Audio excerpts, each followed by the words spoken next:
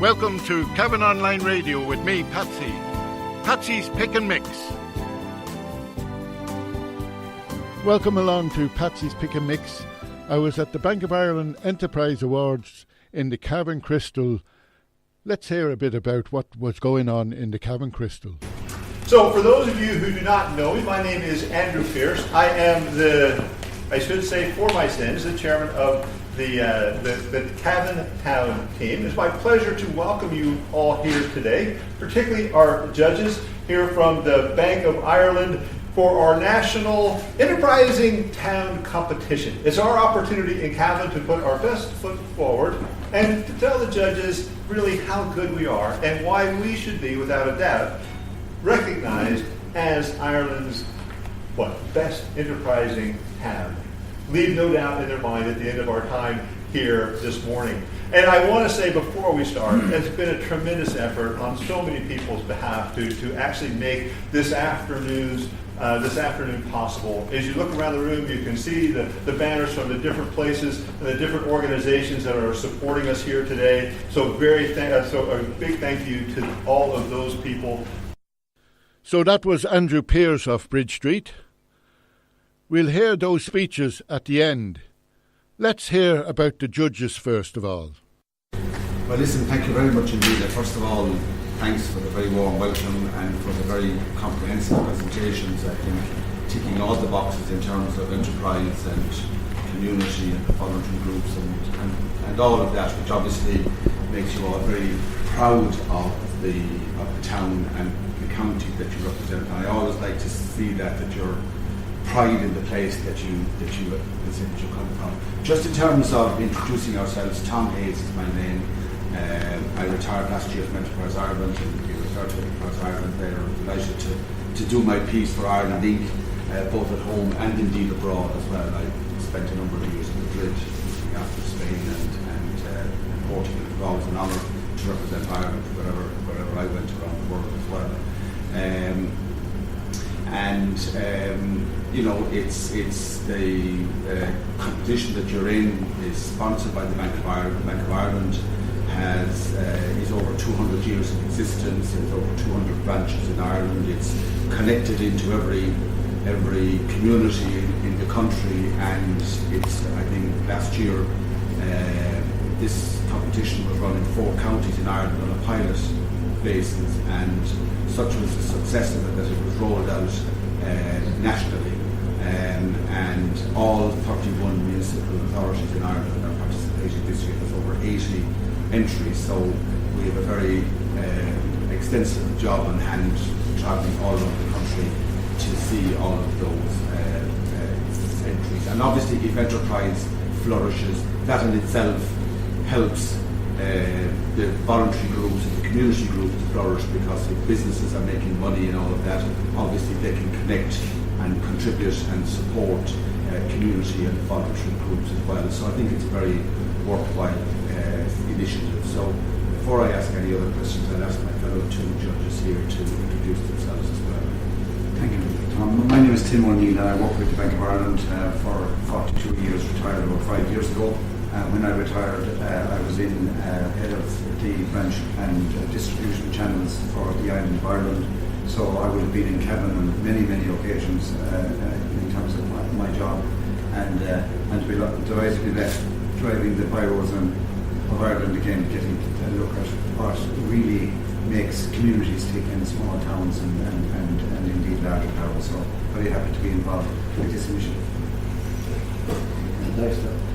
My name is Eddie Breen, and I retired a few years ago after over 40 years service in the local government sector.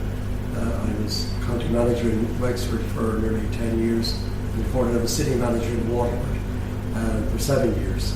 And again, Tom and Tim, I'm very happy to be associated now with this community initiative. Thank you very much. Thank you. Portia from the Afro-Caribbean shop at Drummondley spoke about being a new community member. Good afternoon, everybody, and welcome to the judges. My name is Portia Entry. I'm representing for Universal Caribbean Shop. Cavan Town is a really great town to live with, and they work like a chain. I really experienced that since I came to the country. I was in Ireland 2003, and then I was living in Dublin, and I moved to Cavan 2006. At Cavan Town 2006, so I really long in Cavan here.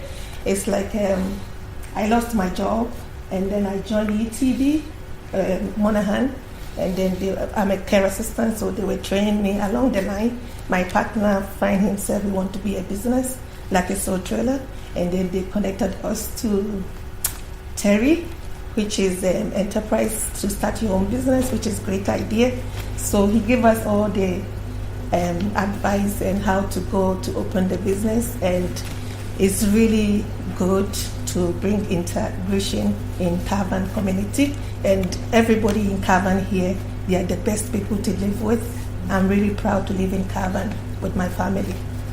And then like the Caribbean shop we established, which is a really good idea. We have a lot of Caribbean stuff, soup, a lot of things.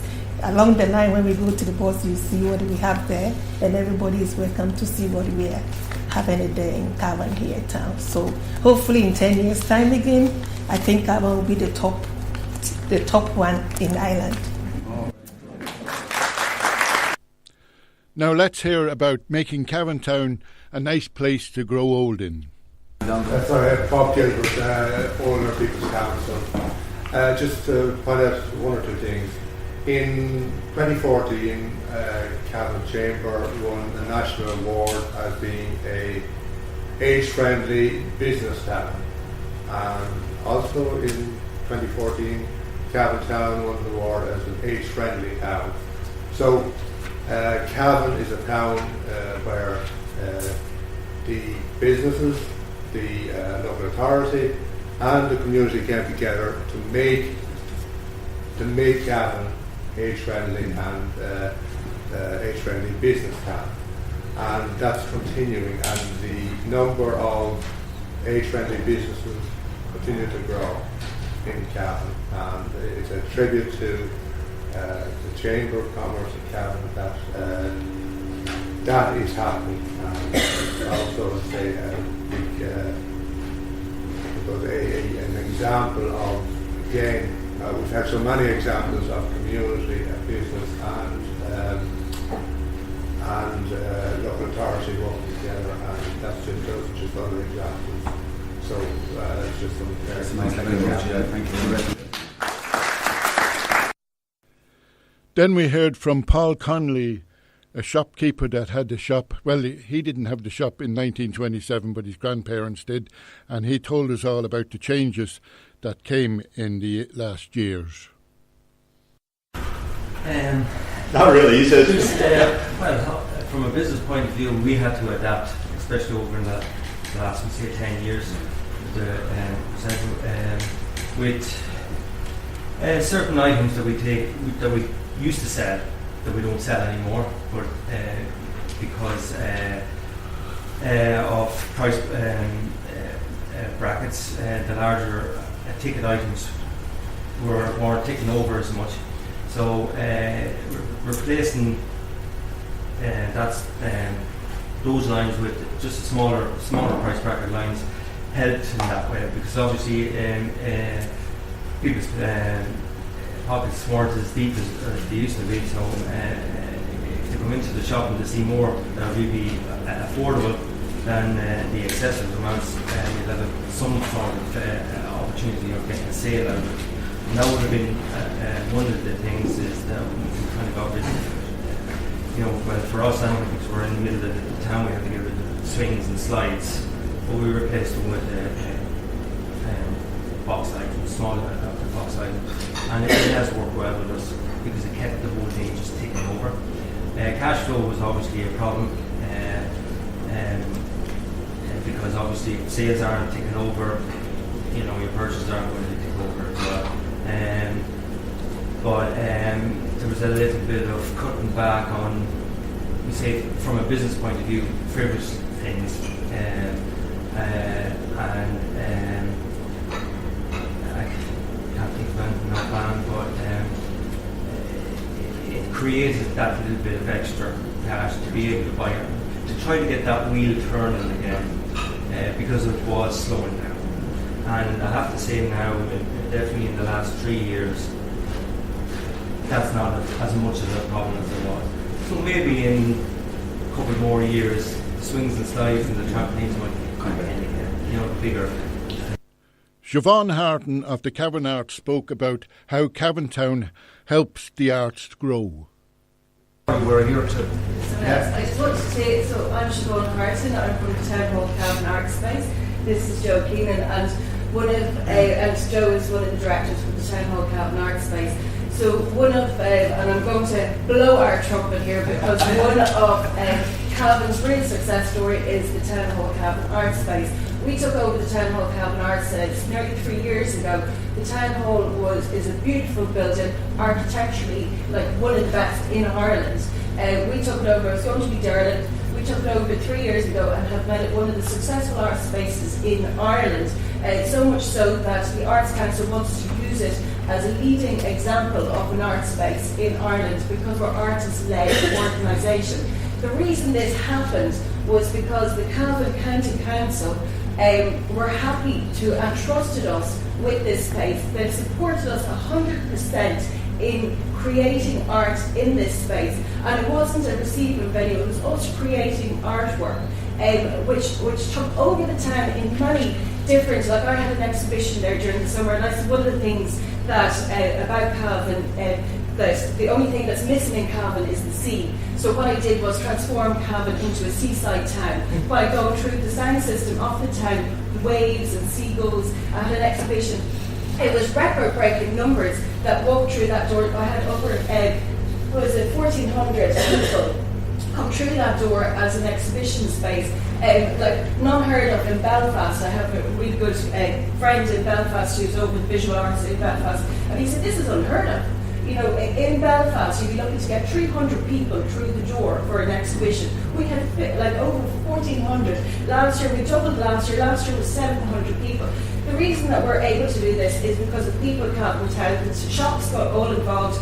They put kind of seaside themes in the shops. They dressed up on the day to do that. So everyone's there was a real community feel to it and effort to it. We have a festival called the Festival of the Dead, where we have 150 volunteers from all walks of life. Like a teacher said to me, one of the great things was being part of the Festival of the Dead was she was a teacher no more. She was an artist. She became something else other than a teacher. And we take over the town. We have a parade in the town for this festival. We have, and it's just the whole people coming, engineers from the county council, there's volunteers on it. We have like PR from the county council, all the townspeople get involved. So it's artists mixing with the community, like the artist community mixing with other communities, mixing with the county council, mixing with the townspeople. There's a generosity spirit that isn't in very many other places. Like if we need a donkey for something in the morning, somebody will provide it. It's that strange, If we need well, we've looked for many strange things. We've always found a cowboy and horse. So the Strikes use the venue for their rehearsals, so we're able to provide them rehearsal space where we have Japanese people flying over from Japan to hear the Strikes in their own hometown play. We've had Finn Keenan, who's the son of Joe. He's a music video director in London. He comes over, he brings London artists, international artists to Cavan to make their music videos in the town hall. Reason being, everything is accessible to them around the town, like that. If they need a cowboy, which they did, and a horse to come into the town hall as part of their music video, we made it happen because the people around in this room and further afield were saying yes. They're very yes people in Cavan. One of our visions for the town hall is the town hall becomes an international venue, which we're succeeding because we received 750,000 from the Minister of Arts, and the council's going to back that 750,000 plus they got another 250,000 from a peace project. So we have $1.75 million to spend on this building for work that we've done in 2 years on it.